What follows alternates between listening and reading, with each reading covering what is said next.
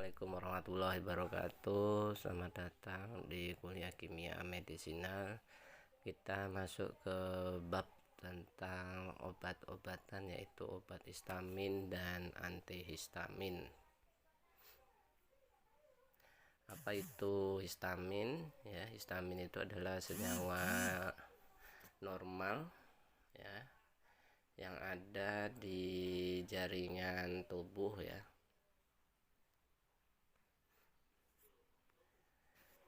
yang dia mengandung di sel mas atau di sel basofil. Fungsi histamin sendiri secara fisiologis ya sebagai mediator kimia atau sebagai katalis yang dikeluarkan karena adanya reaksi alergi. Nah, reaksi alergi ini mungkin ya terjadi pada penyakit rinitis, asma, urtikaria, pleuritis, dan anafilaksis. Nah, sumber histamin itu di dalam tubuh dalam bentuk senyawa histidin ya yang mengalami dekarboksilasi ya, dimana senyawa histidin ini adalah senyawa asam amino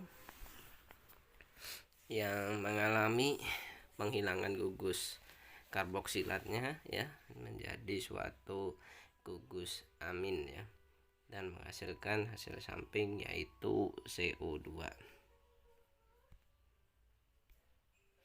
Nah, histamin itu di dalam tubuh ya akan cepat dimetabolisme oleh mekanisme reaksi oksidasi, terus N-metilasi dan asetilasi. Bagi penderita yang sensitif terhadap histamin, dia akan mudah terkena alergi ya, karena jumlah enzimnya itu 2 kali ya yang dapat merusak histamin di tubuh, yaitu enzim histaminase dan diaminooksidase itu kadarnya lebih rendah dari normal ya, sehingga proses untuk merusak histamin itu menjadi lebih sedikit, sehingga kadar histamin di dalam tubuh menjadi lebih meningkat. Nah, kita bisa melihat ya terjadinya alergi itu ya, dimana sel akan mengalami maturasi dan dia akan melepaskan senyawa interleukin, dan senyawa interleukin itu bisa lepas ya karena adanya ya pemicu yaitu senyawa alergen. Nah, senyawa alergen tadi itu menyebabkan sensitivitas pada plasma sel ya, sehingga sel itu menjadi sensitif. Dia akan melepaskan suatu antibodi ya, antibodinya berupa antigen yaitu imunoglobulin E, dan imunoglobulin E itu akan menempel pada mast cell ya, sehingga mast cell akan menjadi aktif. Dia akan terekspor dan akan mengeluarkan suatu mediator peradangan ya dan senyawa sitokinin. Nah, ini yang menyebabkan ya munculnya tadi ya munculnya reaksi-reaksi alergi seperti gatal, kulit bengkak ya dan lain-lain seperti itu.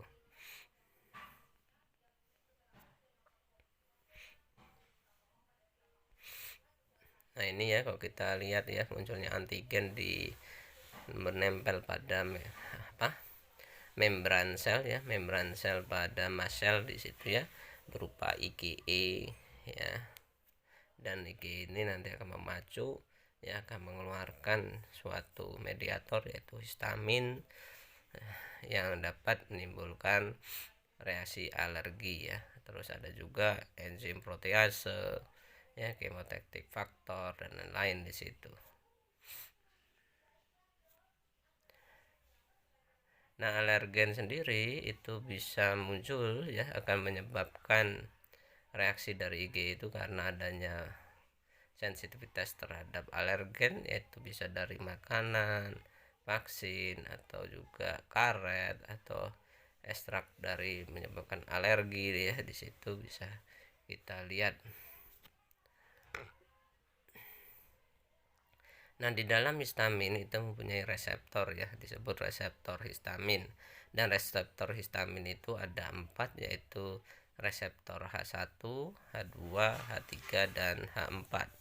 Di mana reseptor H1 itu terdapat pada ya bagian endotel ya, atau pada otot halus ya, pada sel, atau juga pada kelenjar adrenal, atau pada otak ya.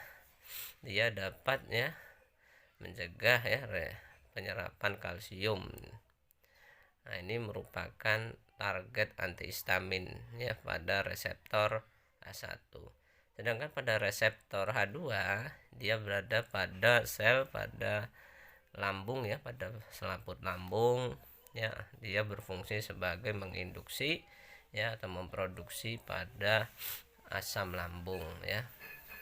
Sedangkan reseptor H3 ya, ini terdapat pada kandungan pada neurotransmitter ya, CNS ya. Terus juga pada reseptor dia meregulasi histamin untuk dikeluarkan gitu ya. Terus pada reseptor H4 di sini ya, dia terdapat pada sistem imun pada sel ya, secara kemotaksis. Nah, efek histamin pada reseptor H1 ya, kita bisa melihat apa yang terjadi bila kadar histamin ini meningkat ya, dan berakibat pada reseptor H1. Yang pertama adalah terjadinya kontraksi otot polos pada usus dan bronkus ya.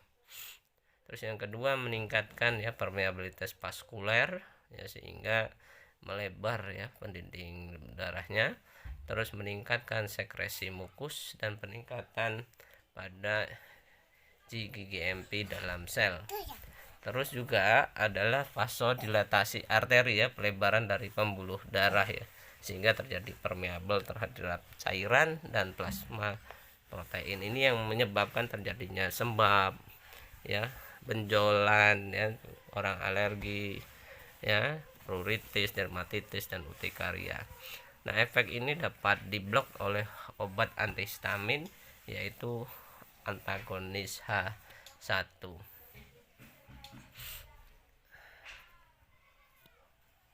Nah, efek histamin pada reseptor H2 yang pertama, dia dapat meningkatkan kecepatan kerja jantung ya.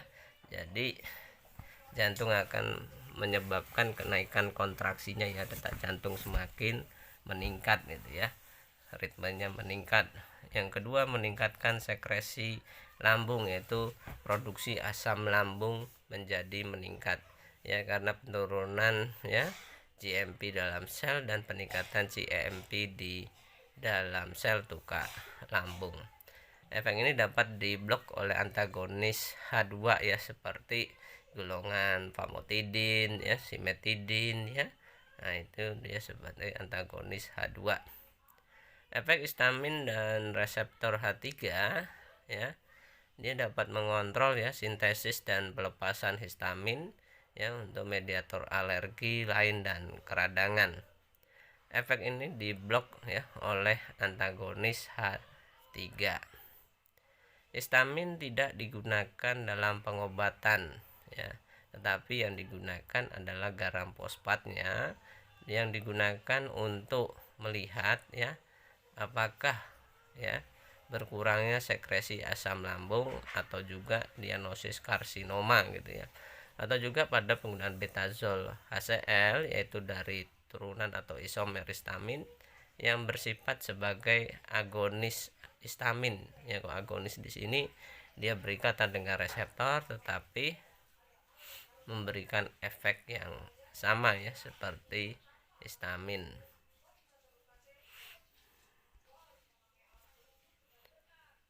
Diagnosisnya bagaimanakah ya pada penggunaan histamin ini ya? Biasanya diagnosisnya dilakukan pada kasus-kasus spesifik, yaitu pada anafilaksis atau shock anafilaksis, yaitu dilakukan dengan skin test ya, atau tes pada kulit. Jadi kulit itu nanti ya diberikan suatu alergen ya, ya. Nanti alergen itu dilihat apakah ya pasien ini mengandung alergi terhadap alergen tadi. Nah, ini digunakan ya jarum yang steril ya, yang diberikan ya suatu alergen ya.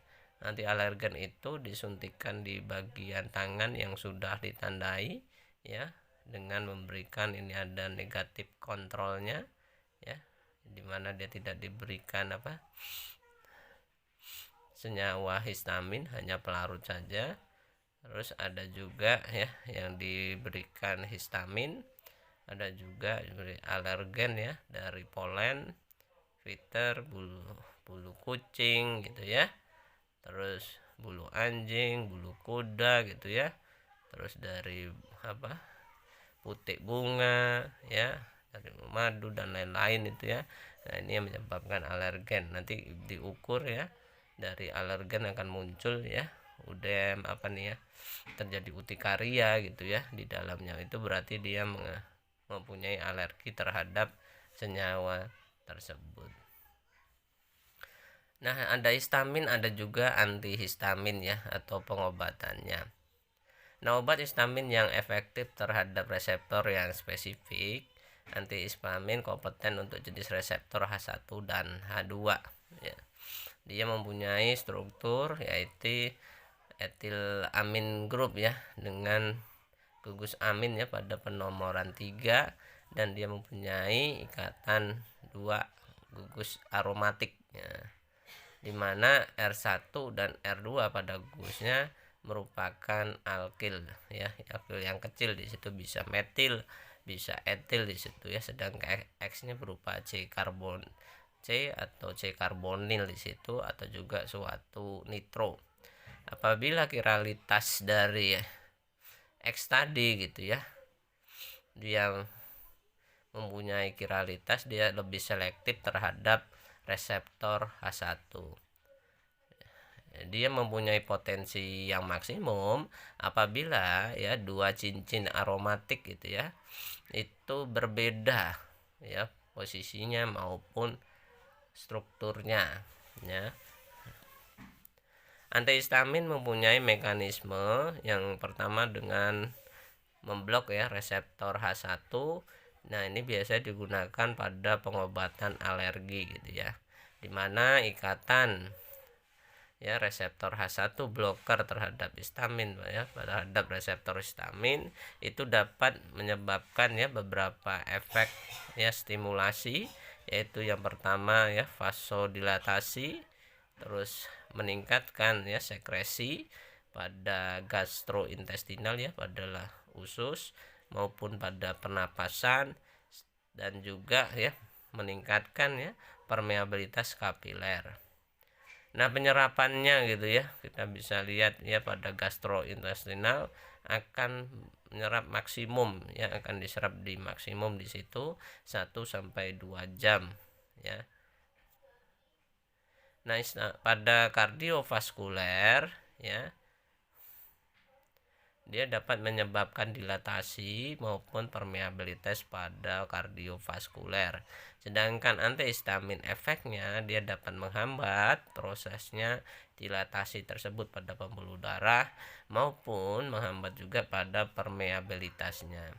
Sedangkan pada imun sistem, histamin itu dapat menyebabkan ya mast cell itu ya melepaskan senyawa histamin dan senyawa lainnya dan menyebabkan reaksi alergi gitu ya, sehingga diperlukan antihistamin yang dapat ya memblok ya proses ya pelepasan senyawa histamin tersebut, sehingga tidak bisa menyebabkan reaksi. Sedangkan ya pada otot halus, histamin itu menyebabkan ya stimulasi pada kelenjar saliva ya, dia akan mengeluarkan ya air liur ya, terus menyebabkan stimulasi pada gastrik ya, melepaskan asam lambung yang berlebihan, atau juga pada sekresi bronkial atau bronkus yang menyebabkan mengeluarkan dahak yang banyak gitu ya. Sehingga apabila diberikan antihistamin, dia dapat menghambat ya produksi ya kelenjar saliva ya lambung maupun sekresi dari bronkis ya. Jadi kalau kita lihat ya obat-obat batuk, obat pilek itu ya pasti ada antihistaminnya untuk mengurangkan ya sekresi yang berlebihan oleh kelenjar saliva ya, bronkial maupun pada gastritik ya pada penderita lambung. Sedangkan efek antihistamin pada kulit ya dapat memblok ya terjadinya permeabilitas pada pembuluh darah ya, sehingga tidak terjadinya benjol ya atau abu gitu ya, ada bentol-bentol gitu ya atau urtikaria di situ. Pada senyawa antikolinergik ya dapat memberikan efek kering di situ ya dengan mereduksi ya lapis pada bagian hidung ya, kelenjar saliva gitu ya dalam mengsekresinya, sehingga hidung itu menjadi kering gitu ya, telinga menjadi kering ya, dan mata juga menjadi kering gitu ya. Sedangkan pada tersebut dia menyebabkan efek sedatif ya. Rata-rata beberapa obat antihistamin ini ya pada beberapa kasus dia menyebabkan drowsiness, yaitu mudah mengantuk gitu ya. Yaitu contohnya adalah antihistamin generasi yang pertama rata-rata menyebabkan kantuk. Nah, penggunaan histamin ya pada pengobatan ya biasanya digunakan untuk pengobatan alergi ya, terutama pada rinitis atau juga nasal alergis atau reaksi alergi karena makanan, bakteri atau debu di situ, atau juga motion sickness ya, sinus congestion maupun sleep disorders, susah tidur ya, hidung tersumbat, mual dan lain-lain. Antihistamin terdiri dari dua tipe. Yang pertama adalah histamin yang generasi pertama dan generasi yang kedua. Generasi pertama disebut histamin yang tradisional, sedangkan generasi kedua dia tidak menyebabkan efek sedatif. Generasi pertama adalah obat yang paling lama gitu ya yang ada. Dia bekerja ya berdasarkan sistem periferal maupun pada saraf sentral ya, sehingga dia menjadi efeknya menyebabkan ngantuk gitu ya atau sedatif. Efek antikolinergiknya ya ini bisa terdapat pada beberapa kasus, ini menyebabkan dia lebih efektif ya karena bersifat bersifat sedatif ya. Contohnya adalah diphenhidramin ya, terus CTM di situ adalah generasi yang pertama. Ada juga yang generasi pertama berdasarkan kelasnya ya, berdasarkan gugusnya ya. Yang pertama dia mempunyai gugus alkil amin ya, tadi gugus R-nya yang berkaitan dengan alkil yaitu disebut klortrimeton. Sedangkan kalau dia mempunyai gugus etanolamin dia disebut diphenhidramin. Terus ada juga etilendiamin, piperazin, hidroksosin, HCl, terus fenotiazin, prometazin HCl, dan piperadin ya.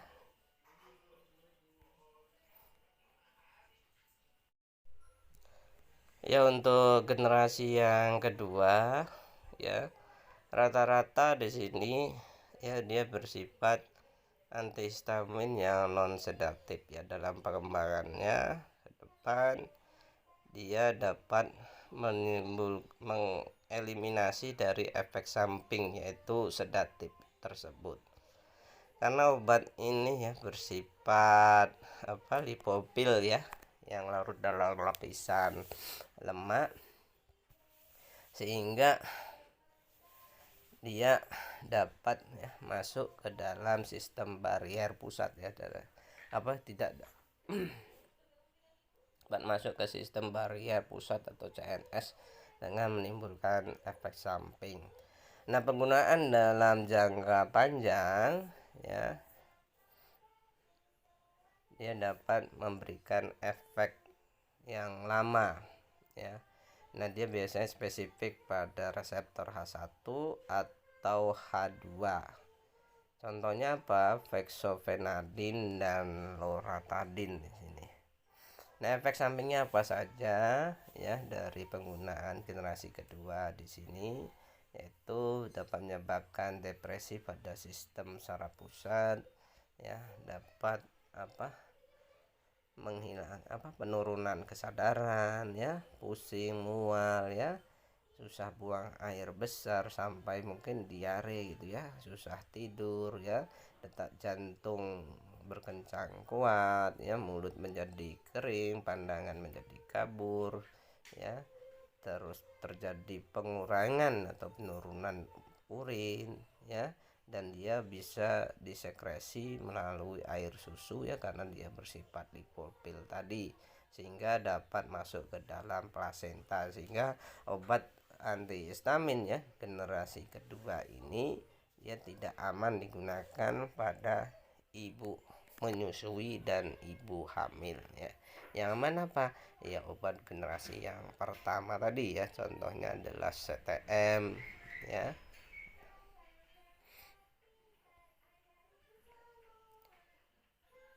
Ya, itu yang bisa saya sampaikan, ya, untuk obat histamin dan antihistamin, ya, kegunaannya dan struktur senyawa yang terdapat di dalamnya. Begitu saja yang bisa saya sampaikan untuk materi perkuliahan kimia medisinal kali ini. Silakan, ya, materi ini diresum dan dirangkum dan dikumpulkan 1 minggu sudahnya. Terima kasih, ya. Wabillahi taufik walhidayah.